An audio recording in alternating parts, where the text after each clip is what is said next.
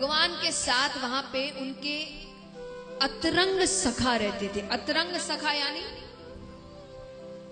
Best friend, सबसे अच्छा मित्र, जिससे आपकी कोई बात छिपी नहीं। भगवान के अतरंग सखा कौन थे? उद्धव। भगवान के सबसे प्यारे मित्र थे, बहुत प्यार करते थे भगवान उनसे, और प्यार के साथ साथ वो बिल्कुल भगवान जैसे थे। रूप, रंग, चाल ढाल, ज्ञान, हरकतें सारी भगवान जैसी थी उनकी। रूप रंग में तो ऐसा कहा जाता है कि भगवान ने उनको भेजा, एक कारण यह भी था कि उनको देखकर एक बार गोपियां, यशोदा मैया सबने सोचा था कृष्ण आ गया। वो इतने भगवान से मिलते जुलते थे। तो और ज्ञान, उन्होंने देवताओं के गुरु बृहस्पति जी से विद्या प्राप्त की थी। इतने ज्ञानी, कहा जाता है अगर आप बहुत ज्ञानियों में किसी का नाम लेते हैं तो उद्धव जी का नाम लिया जाता। इतने ज्ञानी थे। एक चीज की कमी थी उन्हें। कौन सी कमी? उद्धव जी के लिए दुनिया में सबसे ऊपर ज्ञान था। वो ज्ञान से ऊपर और किसी चीज को नहीं समझते थे, लेकिन भगवान जानते थे ज्ञान से ऊपर भी कुछ है, और वो है प्रेम। उद्धव जी प्रेम को इतना महत्व नहीं देते थे, सिर्फ ज्ञान। तो भगवान कोशिशें कर रहे थे कि इसको प्रेम तत्व कैसे समझाऊं मैं, पर मौका नहीं मिल रहा था। एक दिन भगवान राजकाज के कार्य खत्म करके अपने कमरे में आते हैं। उनके कमरे में एक बड़ी सी खिड़की थी, और कई ऐसे घर होते हैं ना जिनकी खिड़कियों से पूरा शहर दिखता है। दिखता है यानी एक घर नहीं दिख रहा, पर आपको ऊपर से सब कुछ दिखता है, कई छत में से दिखता है। तो भगवान की जो खिड़की थी कमरे की, उससे यमुना नदी का तट दिखता था, वृंदावन वाला। आज भगवान को वृंदावन की बहुत याद आ रही है। यहाँ कई ऐसे होंगे जिनके बच्चे बाहर पढ़ते होंगे, तो हमें बच्चों की याद तो आती ही है, या बच्चों को आपकी याद तो आती है, रोजाना ही आती है, लेकिन कभी कभी ऐसा होता है बहुत याद आती है। यानी उस दिन वो दिख जाए, वो मिल जाए आज बस। कभी कभी ऐसा होता है। भगवान के लिए आज वही दिन था। भगवान को वृंदावन की इतनी याद आ रही है कि आज उनको ऐसा लग रहा है कोई मुझे दिख जाए। अरे कोई पानी भरने आ जाए, कोई गैया चराने आ रहा हो, कोई किसी भी कारण से आज यमुना नदी के तट पर कोई तो आ जाए। अब कई बार जब बहुत याद आती है तो आपको कभी कभी महसूस होने लगता है वो पास है। तो एक लीला हुई। भगवान यमुना नदी के तट पर एक टक देख रहे हैं। अब भगवान को आए तो कई वर्ष हो गए, तो कई नए ग्वाले आ गए हैं। तो वो गैया चराकर घर लौट रहे थे। तो भगवान कहते, अरे ये तो वही समय है जब मैं, श्री दामा, मुद मंगल, हम सब गैया चराकर घर लौटते थे। अरे ये निश्चय वही समय है। पर यादों का ऐसा भाव उठा कि एक बार के लिए भगवान भूल गए कि वो कहाँ है, और भगवान जोर से आवाज लगाने लगते, अरे श्री दामा रुको, मैं भी आ रहा हूं। अरे मुद मंगल जल्दी चलो, अरे आज तो बड़ी देर हो गई, आज माता बहुत चिल्लाएगी। और जब ध्यान भटकता है तो समझ आता है कहां बैठे हैं। भगवान जोर जोर से रोने लग जाते हैं। आवाजें आ रही है, हिचकियां बन गई है। वो आवाज सुनकर बगल के कमरे में उद्धव जी बैठे थे, वो दौड़ कर आते हैं, भगवान को देखते हैं, हृदय से लगा लेते हैं। उद्धव जी कहते, प्रभु आप रो रहे हैं? अरे आप तो ये रोना धोना दुख सुख से परे हैं, आप क्यों रो रहे हैं? भगवान कहते, मुझे वृंदावन की बहुत याद आ रही है, मुझे मेरी यशोदा मैया की बहुत याद आ रही है, मुझे नंद बाबा की बहुत याद आ रही है। भगवान कहते हैं, अरे उद्धव, अरे मैं जब तक वहां रहा ना, एक सुख नहीं दिया। यशोदा मैया जैसी मैया युगों युगों तक किसी को नहीं मिलेगी। मैं जब तक रहा उनके घर केवल उल्हाने आए, शिकायतें आई। अरे रोजाना कोई ना कोई दरवाजे पर खड़ा रहता, तुम्हारे बेटे ने ये कर दिया, तुम्हारे बेटे ने वो कर दिया। फिर भी उनका प्रेम घटने की बजाय और बढ़ता गया। एक बार मैं गैया चराकर घर थोड़ी देर से लौटा, मेरी माता मुझे हृदय से लगाकर रोने लगी। वो कहती, कन्हैया तू देर मत किया, तू पास नहीं रहता ना, मेरा हृदय अपनी जगह छोड़ देता है, मुझे बहुत पीड़ा होती है, तू जल्दी आया कर। आज कितने दिन हो गए, मेरी माता कैसे रह रही होगी मेरे बिना। भगवान कहते हैं नंद बाबा जैसे बाबा किसी को नहीं मिलेंगे। अरे मेरे बाबा जानबूझ के जूतियां नहीं पहनते थे और घर से बाहर जाकर खड़े हो जाते थे। क्यों? क्योंकि उन्हें पता था अभी कृष्ण मेरी जूतियां सर पर लेकर आए और आकर कहेगा बाबा आपने जूतियां नहीं पहनी ना, जल्दी पहन लो, मैया चिल्लाएगी। और मैं अपने हाथों से अपने बाबा को जूतियां पहनाता था। उद्धव, मैं दावे से कहता हूं जब से मैं यहां आया हूं ना, मेरे बाबा ने जूतियां नहीं पहनी होगी। अरे उससे ज्यादा दुख तो मैंने उन भोली भाली गोपियों को दिया है। एक बार यशोदा मैया ने मुझसे कहा कि कन्हैया तू उनके यहां चोरी क्यों करता है, वो बहुत गरीब है, वो जो माखन दूध दही बेचती है उनसे जो पैसे आते हैं वो उससे ही भोजन करती है, तो उनकी मटकियां फोड़ता है, जिस दिन चुरा लेता है वो क्या खाएंगी। तो मैं कई दिनों तक चोरी करने नहीं गया। कुछ दिनों बाद वो सब की सब हमारे घर आ गई, आकर कहती है यशोदा कन्हैया सिर्फ तेरा ही बेटा है क्या, हमारा कुछ नहीं। चोरी करता है तो करने दो, मटकियां फोड़ता है तो फोड़ने दो, पर असल में गरीब तो हम उस दिन हो जाएंगे जिस दिन कन्हैया हमारे घर आना छोड़ देगा। अरे भोजन तो उस दिन नहीं करते जिस दिन वो घर चोरी करने नहीं आता। कभी मत कहना हम गरीब हैं, वो जब तक पास है हमसे ज्यादा अमीर कोई नहीं है।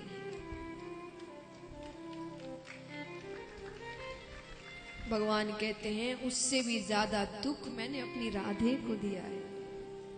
कितना प्यार किया उससे, मैंने सबसे ज्यादा दुखी उसे दिया।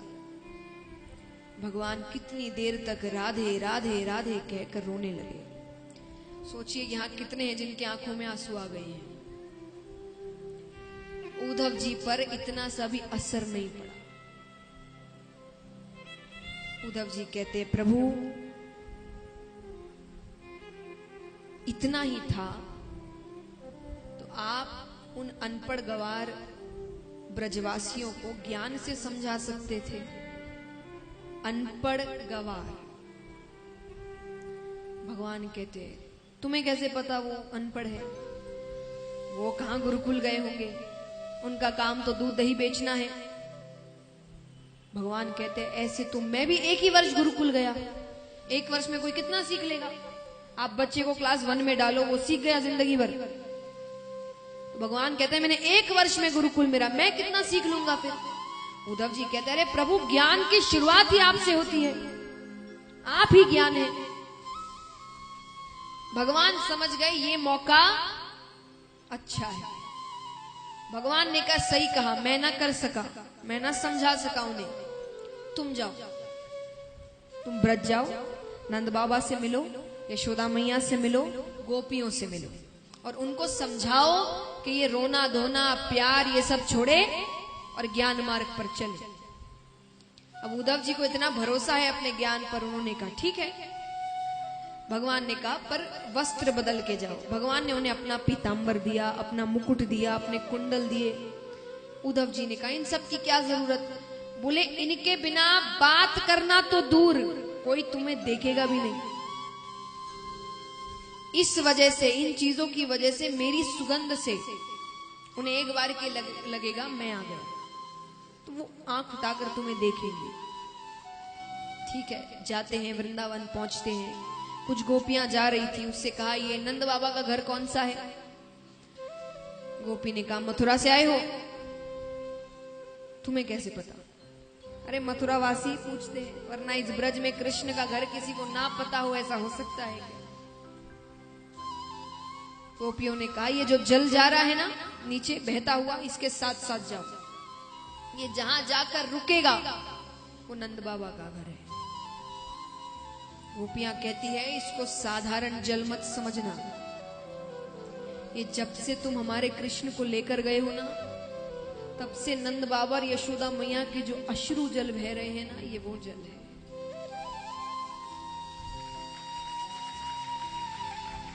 सब कुछ तो लेकर चले गए, क्या लेने आए हो? ठीक है, जाते हैं, नंद बाबा के घर पहुंचते हैं, आवाज लगाते हैं, नंद बाबा, ओ नंदराय जी। एक साधारण व्यक्ति की आवाज आती है, कौन? अरे मैं उद्धव हूं, कृष्ण का मित्र, उसका संदेश लेकर आया हूं। एक व्यक्ति बाहर आता है, दुबला पतला शरीर, झुर्रियां पड़ गई है, आंखें अंदर तक धसी हुई, कांपती हुई आवाज, कहो मैं नंदराय हूं। भगवान ने सबका हुलिया बताया था, कौन कैसा दिखता है। भगवान ने नंद बाबा को जो हुलिया बताया वो उससे इतना भी मेल नहीं खा रहा। अब देखिए, प्रेम को माने ना माने, पर पिता तो वो भगवान के थे।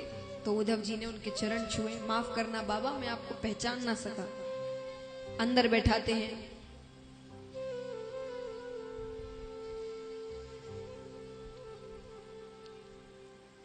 अंदर बैठाते हैं। नंद बाबा ने कहा, बैठो, मैं कुछ भोजन लेकर आता हूं। लेकर आता हूं, घर पर नहीं है। नंद बाबा गए तो उद्धव जी ने रसोई घर की तरफ देखा, रसोई घर में जाले पड़ गए हैं, मानो जब से कृष्ण गया है तब से उस घर में खाना नहीं बना। भोजन कराते हैं, फिर बाबा ने कहा आराम करो। उद्धव जी कहते, अरे बात नहीं करोगे क्या?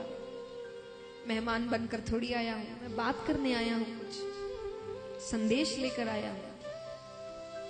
नंद बाबा बैठते हैं, कुछ कहे इससे पहले यशोदा मैया आती है।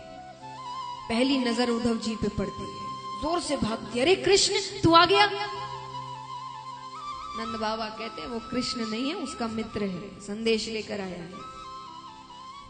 संदेश लेकर आया है। मैया कहती है, वो जब छोटा था ना, वो रोता था तो मैं बड़े से बड़े काम को छोड़कर उसे गोद में ले लेती थी कि वो रोए ना, वो दुखी ना हो बस। आज उसकी माता कब से रो रही है, वो आ नहीं सकता, मित्र को भेजा है। उद्धव जी कहते, मैया कृष्ण को खुदगर्ज मत समझना, अरे वो आप सबको बहुत याद करता है। मैं जब यहाँ आ रहा था ना, तो देवकी माता ने मुझसे कहा कि यशोदा से जाकर कहना कि यशोदा धन्य है तेरे लालन पालन को। लेकिन जब वहां भगवान रह रहे थे ना, तो एक बार देवकी माता ने बातें की थी यशोदा मैया से, यानी व्यक्ति को भेजा था, पसंद नापसंद पूछी थी। तो देवकी माता कहती, तुमने कहा था कि तुम्हारा बेटा बहुत चंचल है, दिन भर भागता दौड़ता रहता है, खेल कूद करता रहता है, पर यहां तो घर से बाहर पैर नहीं रखता। अरे चंचल तो दूर की बात, मैंने उसको आज तक मुस्कुराते हुए नहीं देखा कि कृष्ण मुस्कुराता कैसे। तुमने कहा था वो खाने पीने का बड़ा शौकीन है, तुम उसे दिन में 8 बार भोजन करवाती हो। एक दिन मैंने उसके लिए गौरस से बनी एक मिठाई बनाई। जो कृष्ण थाली को हाथ जोड़कर बैठता था, वो उस दिन थाली छोड़कर चला गया। जाकर कहता है, देव की माता से कहना मेरी थाली में गौरस से बनी कोई मिठाई ना रखे। मुझे यशोदा मैया की याद आती है, मुझे मेरे ब्रज की याद आती है। यशोदा मैया इससे ज्यादा सुन ही ना सकी, मूर्छा को प्राप्त हो गई। नंद बाबा उन्हें अंदर सुला देते। नंद बाबा कहते, ये इतनी ही देर आराम करती है जब तक मूर्छा को प्राप्त होती है, वरना पागलों की तरह घूमती है, हर घर में जाती है, दरवाजा खटखटाएगी, कृष्ण आया क्या? वो चोरी करता है ना, मुझे पता है, तुमने बांध के रखा है क्या? उसको वापस कर दो, मैं उसके बिना नहीं रह सकती। वो चोरी नहीं करेगा, मैं अपने घर बांध के रखूंगी उसे, वो किसके घर नहीं जाएगा, तुम उसको लौटा दो बस। वृक्षों से पूछती है, तुमने कृष्ण को देखा क्या? बहुत चंचल है ना, बहुत इधर उधर घूमता है, कहां चला गया वो? गोवर्धन पर्वत से पूछती है, अरे तुम्हारी तो उसने पूजा करवाई थी, तुमसे बहुत प्यार करता है वो, तुमने उसको देखा क्या? उससे कहना उसकी माता उसे बहुत याद करती है, उसके बिना नहीं रह पा रही। उद्धव जी को अपना याद आता है। उन्होंने कहा, बाबा आप बहुत सौभाग्यशाली हैं कि आपके घर कृष्ण आया, पर जिसको आप बार बार बेटा बेटा पुत्र पुत्र कह रहे हैं वो किसी का पुत्र नहीं है। वो परम पिता परमेश्वर भगवान विष्णु का अवतार है। वो किसी का पुत्र नहीं, वो किसी का पिता नहीं, वो किसी का, वो भगवान है केवल। वो तो उनकी लीला थी, वो आपके घर आ गए। नंद बाबा कहते मैंने तो तुम्हें कोई समझदार बालक समझा था, तुम तो बड़े साधारण से बालक निकले थे। क्या कहा? वो भगवान है। अरे भगवान के एक लक्षण नहीं है उसमें। भगवान सबका पेट भरते हैं, अन्न का भंडार है। कहा जाता है ना, वो किसी को भूखा नहीं सोने देते। जिसके घर में अन्न का भंडार होगा उसको वो भूख से तड़प सकता है। मैंने कितनी बार कृष्ण को भूख से तड़पते बिलखते हुए देखा है। रोता था यशोदा के पास आके, मुझे बड़ी जोर की भूख लगी है, सब काम काज छोड़ो, मुझे पहले भोजन दो। तुम कहते हो भगवान। भगवान क्या कहते हैं? सत्य की राह पर चलो, कहते हैं ना। धर्म के लक्षण बताए गए। कौन, ये बातें किसने कही है? किसकी लीलाएं हैं? भगवान की है। तो भगवान ने क्या सिखाया? सत्य की राह पर चलो। मेरा बेटा बात बात पर झूठ बोलता है, चोरी करता है, तुम कहते हो भगवान है। चलो मैंने मान लिया वो भगवान है, पर भगवान से कभी गलती तो नहीं हो सकती। हो सकती है? भगवान कुछ गलत कर सकते हैं? तो मुझसे गलती हुई ना, मैंने उसे बेटा कहा। उसने कितनी बार मुझे बाबा कहा है, यशोदा को मैया कहा है। गोपियां कहती नंद बाबा गोरे, बलदाऊ भैया गोरे, यशोदा मैया गोरी, तू कहां से आ गया काला, तू इनका बेटा नहीं है। तो क्रोधित हो जाता, आकर कहता मैया कह दे जा मरी से कि मैं तेरो छोरो हूं। तुम कहते हो वो भगवान है। और चलो मैंने मान लिया वो भगवान है, पर तुम्हें क्या लगता है तुम्हारा ये कहना कि वो भगवान है मेरी विरह वेदना कम कर देगा? बोले हाँ, आप ही रोना धोना छोड़कर भगवान की राह पर चल। नंद बाबा कहते हैं तुम ज्ञानी जन एक ही बात समझाते हो ना कि कोई गलत राह मत चुनो, दुख आए संकट आए हार जाओ, हर कोई साथ छोड़ दिया तो एक तो साथ रहता है। कौन रहता है? क्या कहते हैं? इनका नाम क्या है? अगर कुछ भी गलत हो जाए किसके भरोसे जियोगे? सब साथ छोड़ दे किसके भरोसे रहोगे? नंद बाबा ने कहा मैं आज तक इस बात से दुखी था कि मेरे बेटे ने मुझे छोड़ दिया। कोई बात, बहुतों के बेटे ऐसे होते हैं जो माता पिता को छोड़ देते हैं, पर भगवान तो है, भगवान के सहारे जीता हूं, यही सोचकर मैं जी रहा था आज तक। पर तुमने मुझे क्या बताया? तुमने कहा कि वो बेटा नहीं वो भगवान है, यानी भगवान मेरा घर छोड़कर चले गए। जिसके सहारे मैं जी रहा था वही मुझे छोड़कर चला गया। अब किसके लिए जीऊं? क्यों रहूं मैं? अब तुमने तो मुझसे जीने की उम्मीद ही छीन ली। अरे अब तक तो इतना दुख नहीं था ये सोचकर के बेटा छोड़ गया, अब तो इतना दुख है कि भगवान ही छोड़कर चले गए। कितने पाप किए होंगे मैंने पता नहीं कि भगवान मेरा घर छोड़कर चले गए। उद्धव जी को एक शब्द नहीं सूझ रहा। क्या सूझे? सब यही कहते, हम भी आपको यही सिखा रहे हैं कि हर कोई साथ छोड़ देता है, वो साथ नहीं छोड़ता, उसके सहारे जियो। पर उद्धव जी ने जो बातें कही उस हिसाब से तो नंद बाबा का घर भगवान ही छोड़कर चले गए, त्याग कर चले गए भगवान उनको। अब वो किसके सहारे जिए? उद्धव जी वहां से चले जाते हैं बिना कुछ कहे, कोई जवाब नहीं मिल रहा, सारे ज्ञान की बातें रह गई उनकी। थोड़ी दूर जाते हैं, गोपियां दिखती है, गोपियों से मिलते हैं। गोपियों ने बैठाया, गोपियां कहती है कृष्ण ने भेजा है। तुम्हें कैसे पता? बोले ये कपड़े उसने ही पहनाए होंगे, ये कुंडल, ये मुकुट, ये पीतांबर। बोले हाँ। बोले हमें अपना ऐश्वर्य दिखा रहे हैं। गुस्सा है उनके अंदर, प्यार करते हैं वो भगवान से, भगवान उन्हें छोड़कर चले गए। तो कहते हैं हमें ऐश्वर्य दिखा रहे हैं कि राजा बन गए हैं। उद्धव जी कहते हैं इतना क्रोधित होने की क्या बात है? अरे उसने संदेश भेजा है तुम्हारे लिए। क्या संदेश? बोले मैं तुम्हें समझाने आया हूं कि रोना धोना छोड़ो, प्रेम का रास्ता छोड़कर ज्ञान मार्ग पर चलो। गोपियां कहती और ज्ञान मार्ग पर चलकर क्या होगा उद्धव जी? अरे क्या होगा? कल्याण होगा, स्वर्ग की प्राप्ति होगी। यहाँ हर व्यक्ति, आपने उठाया था ना 2 दिन पहले हाथ, किस किस को स्वर्ग जाना है? हाथ उठाना एक बार वापस। ये सब हाथ उठा रहे हैं ना, सबको स्वर्ग जाना है। तो उन्होंने कहा कल्याण होगा, स्वर्ग की प्राप्ति होगी। गोपियां कहती है ठोकर मारते हैं ऐसे स्वर्ग को हम, जो हमें कृष्ण से दूर कर दे। और अगर कृष्ण प्रेम में रहने से हमें नरक की प्राप्ति होगी तो जन्मों जन्मों तक नरक में रहने को तैयार है। उसके प्रेम को तो नहीं छोड़ने वाले। और अगर आपकी बात मान भी ले तो आपने कहा कि मन ज्ञान मार्ग पर लगाओ, ठीक है, दिल ज्ञान मार्ग पर। दिल कितने होते हैं?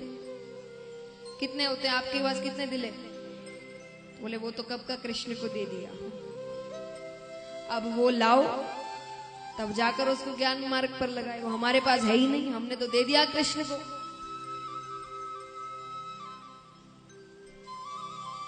गोपियां कहती है आप बड़े ज्ञानी हैं ना, एक बात बताइए, संसार में ऐसी कौन सी प्रीति होती है जो जीवन भर रहती है? प्रीति यानी प्रेम, रिश्ता जो जीवन भर रहता है। और ऐसी कौन सी प्रीति है जो बहुत जल्दी नष्ट हो जाती है?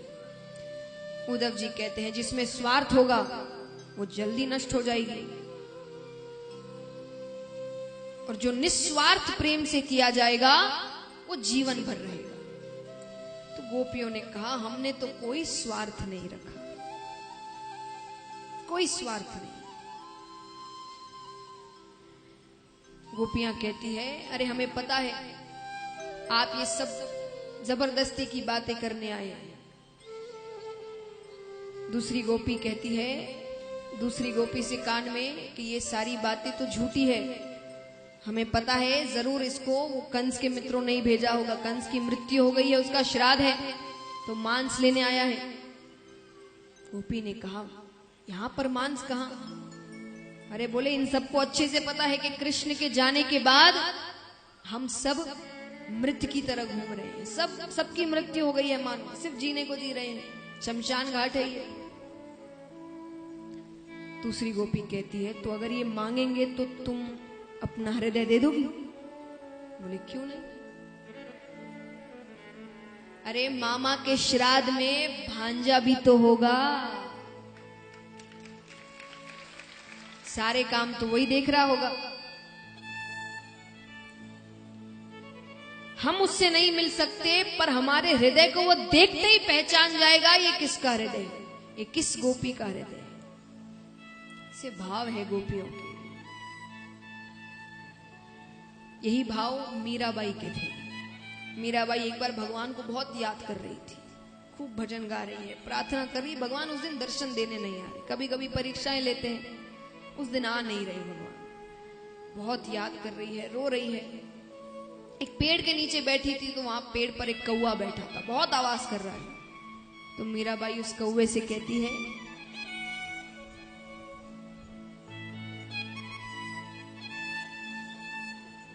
कि काढ़े कलेजो मैं धरूं रे, कि काढ़े कलेजो मैं धरूं रे, कागा तू ले जा। कि तुझे बहुत भूख लगी है इसलिए आवाजें कर रहा है ना, मैं अपना कलेजा निकाल के देती हूं, लेकिन इसे यहां मत खाना। कहां पे खाना? कि काढ़े कलेजो मैं धरूं रे, कागा तू ले जा। और जाते सामारो पिया बसे, वो देखे तू खा। कि जाते सामारो पिया बसे, वो देखे तू खा। इसे यहां नहीं खाना, उसके सामने खाना। वो जब वो देख रहा हो तो कुरेद कुरेद कर खाना, उसे पता चले पीड़ा क्या होती है। उद्धव जी कहते हैं कहां अभी क्रोधित हो रही थी कि ऐश्वर्य दिखाने को भेजा है, राजा बन गए हैं और उसके लिए इतना बड़ा त्याग करने को तैयार हो, उसकी ही बातें कर रही हो, उससे ही प्रेम करती हो। गोपियों ने कहा यही तो प्रेम है, कार्य को छोड़ो जा सके पर कार्य की कथा ना छोड़ी जाए। यानी वो साथ नहीं है भी, पर उसकी बातें करना नहीं बंद कर सकते हम, वही तो अब जीने का आधार है हमारा। और गोपियां कहती हमें पता है आपको हमारी बातें समझ नहीं आ रही है, आपको लग रहा है पागल है सब, सबको लगता है, सब यही कहते हैं कि सब पागल है, पर हमें किसी को समझाना भी नहीं, क्योंकि हमारी बातें या तो हम समझते हैं या तो कृष्ण समझते हैं।